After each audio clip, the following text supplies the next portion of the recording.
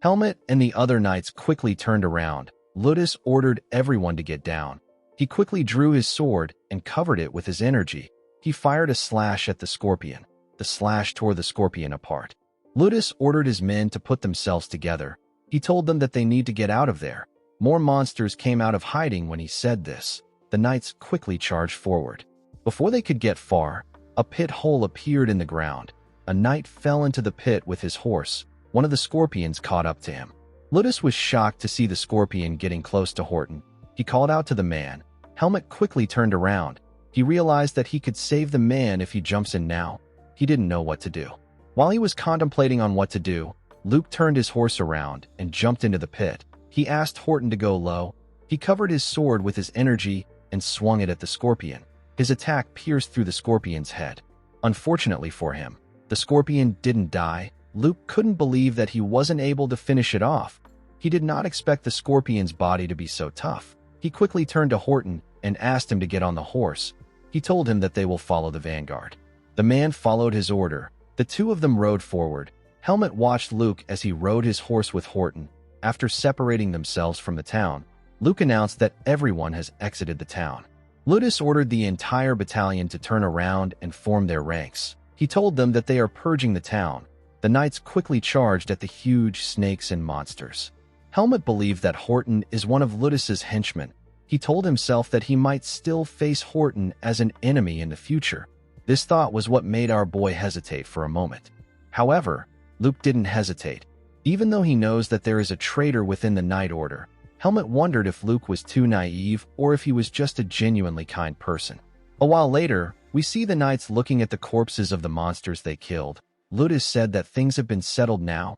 He did not expect that the monsters would be lying in ambush. The knight next to him told him that there is an oddly large number of scorpions among the monsters.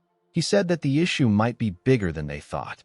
While everyone was looking around, we see Helmut and Luke resting on a huge rock. Luke let out a sigh to show that he is tired.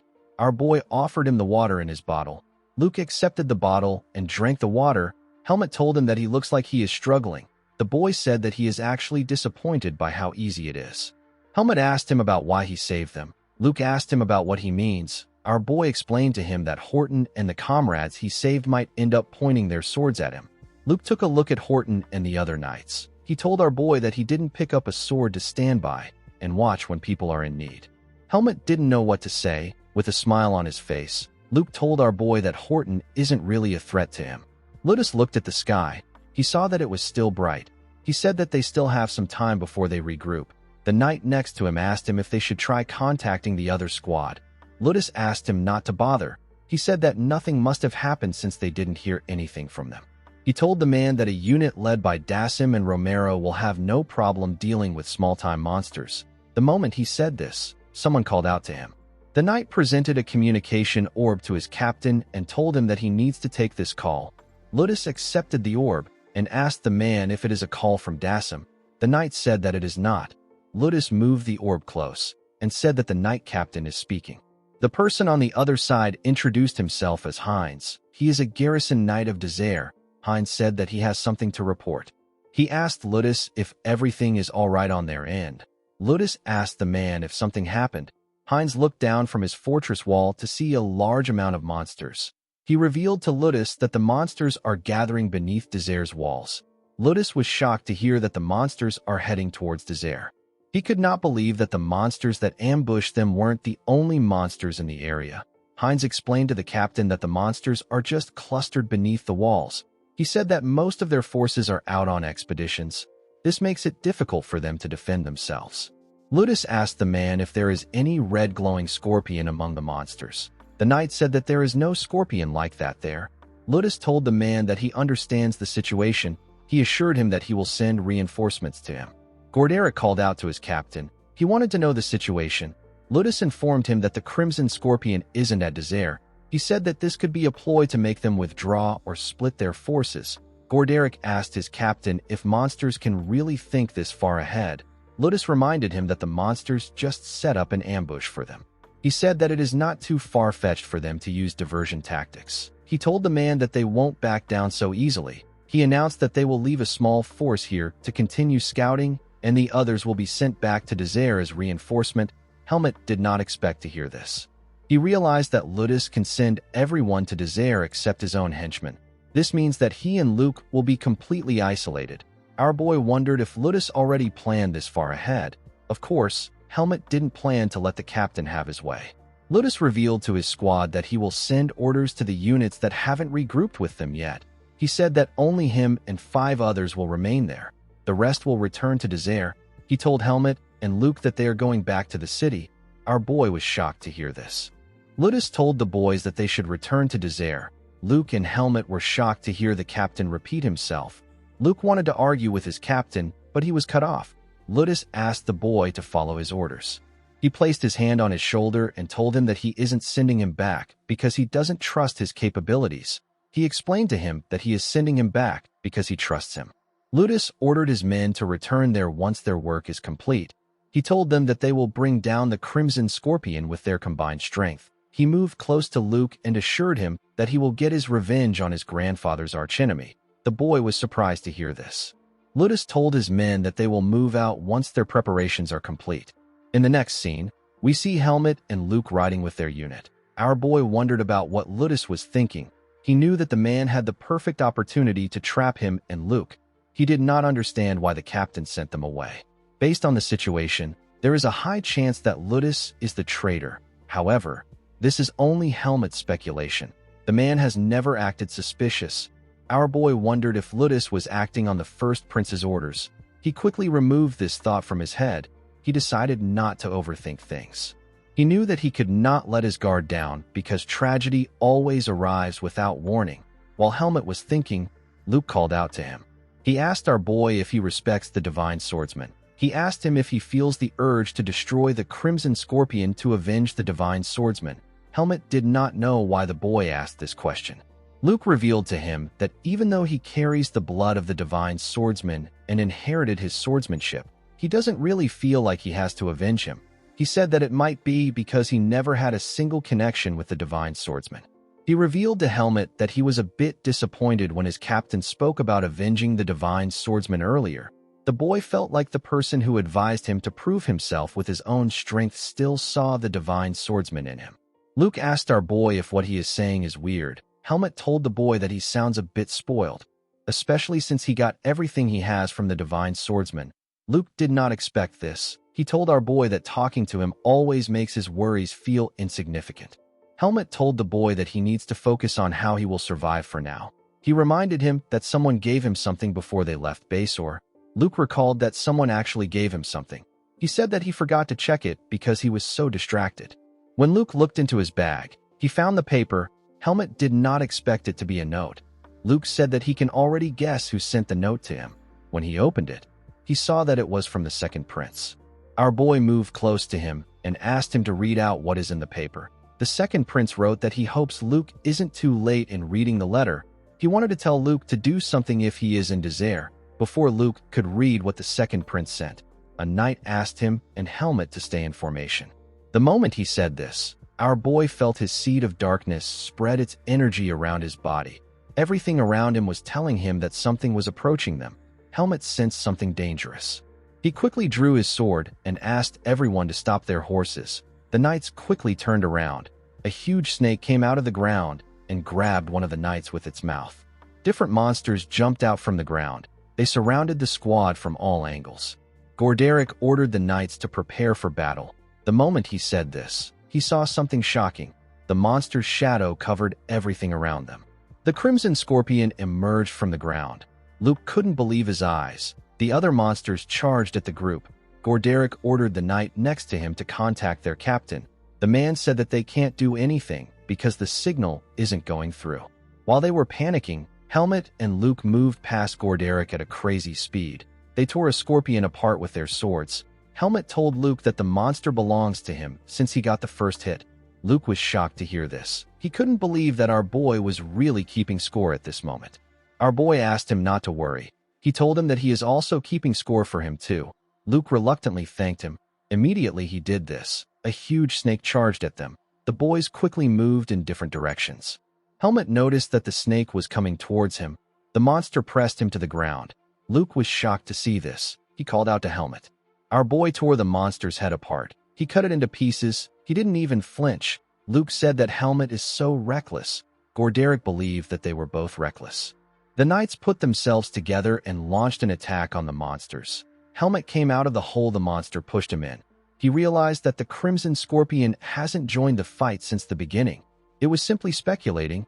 Our boy noticed that the monsters seemed less aggressive than usual. It was as if they were searching for something. Helmut noticed the orb on the monster's head. He quickly realized something.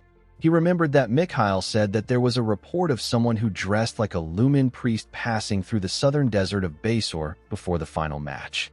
In the next scene, we see Ludus looking at the sky. His vice captain asked him if there is something he has forgotten.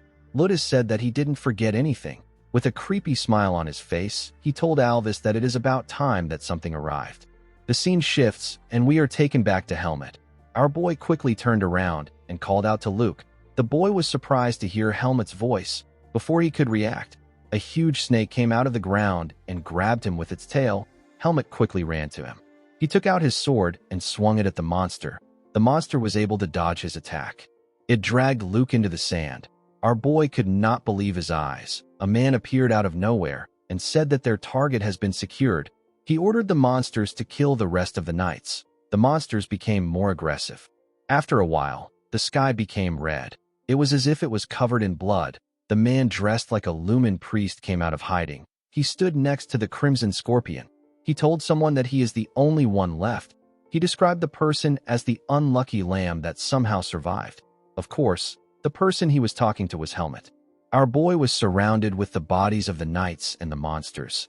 He glared at the priest with so much anger in his eyes. At first, Helmut thought that the unpleasant energy piercing his heart was demonic energy. He thought that his seed of darkness was reacting to the demonic energy. However, the crystal embedded in the scorpion's forehead and the energy radiating from the priest is not demonic energy.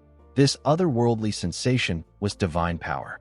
The priest told Helmut that he possesses a strength that is hard to believe. He did not expect our boy to take out almost all his summoned monsters by himself and still have energy to spare.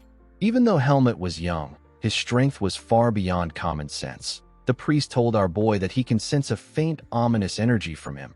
He asked our boy to tell him what he is. Helmut ignored him and asked him to tell him where he took Luke. The priest let out a sigh. He said that talking is pointless. He told our boy that there is no need for him to know and there is no need for him to tell him. He revealed to Helmut that the Desair reinforcement must all suffer a tragic accident and be completely wiped out today. Our boy did not expect to hear this. He couldn't believe that the man will sacrifice all his subordinates like pawns to capture Luke Yeager. He said that Ludus must be really terrified of the divine swordsman's heir. The priest did not expect to hear this from Helmut. With a serious look on his face, he asked our boy if he is really an outsider.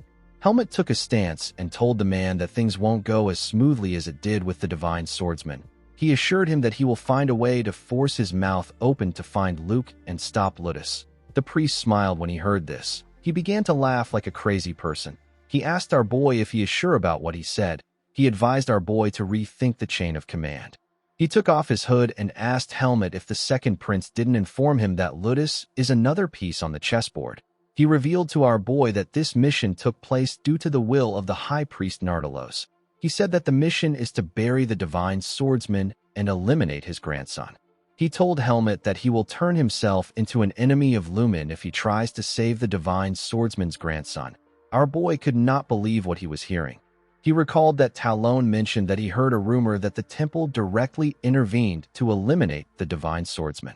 The temple was trying to expand their influence, and the divine swordsman of Desair was a thorn on their side. Helmut tightened his grip on his sword. He said that he has changed his mind. He appeared in front of the priest and swung his sword at him. The priest blocked his attack with a shield made from his energy.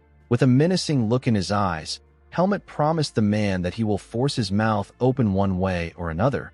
He said that he will find Luke after tearing him apart. The priest laughed and called our boy a reckless bastard.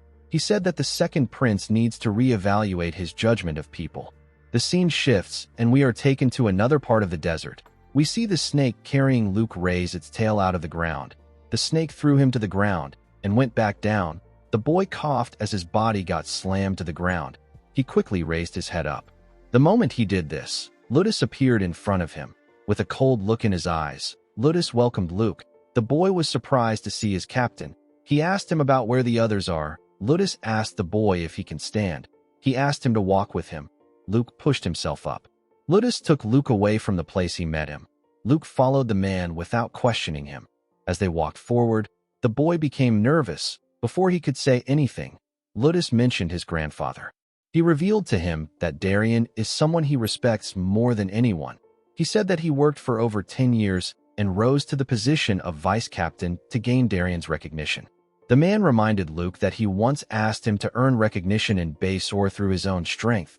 He said that only ignorant brats think that they can reach their ideal self through efforts alone. Luke did not expect to hear this. He told his captain that he has a question for him. He said that he doesn't want to believe it, but someone once gave him a warning. He said that the person asked him to never let himself be alone in a room with his captain. With a desperate look on his face, Luke asked his captain to tell him that it is a misunderstanding. He begged him to say that it is a lie. He asked Ludus if all the trust he placed in him was a lie.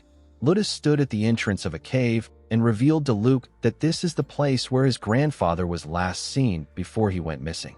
Luke was shocked to hear this. Ludus drew his sword and told the boy that he lured the divine swordsman there, stripped him of everything, and buried him deep within the forest of roots.